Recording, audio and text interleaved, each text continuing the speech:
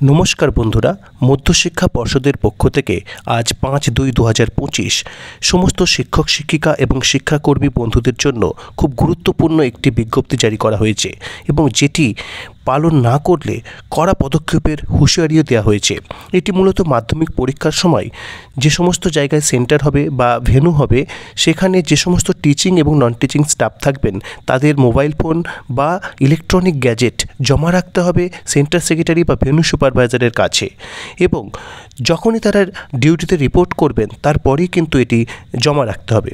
এর জন্য একটি সেপারেট রেজিস্টার মেনটেনের কথা বলা হয়েছে ডেট ওয়াইজ যে সমস্ত দিন পরীক্ষাগুলি হবে এবং যারা মোবাইল ফোন বা এই ধরনের স্মার্ট ডিভাইস ক্যারি করবেন না তাদেরকে রিটেন ডিক্লারেশন দিতে হবে ওই রেজিস্টারে যে তারা এটি ক্যারি করছেন না এবং এটি খুব কড়াভাবে পালনের কথা বলা হচ্ছে। যদি না হয় তাহলে তার লায়াবিলিটি কিন্তু সম্পূর্ণভাবে সেই সংশ্লিষ্ট টিচিং বা নন টিচিং স্টাফের উপরেই কিন্তু বর্তাবে এবং এর যে পদক্ষেপ সেটি ফাস্ট ট্র্যাক বেসিসে নেওয়া হবে এটিও কিন্তু বলা হয়েছে।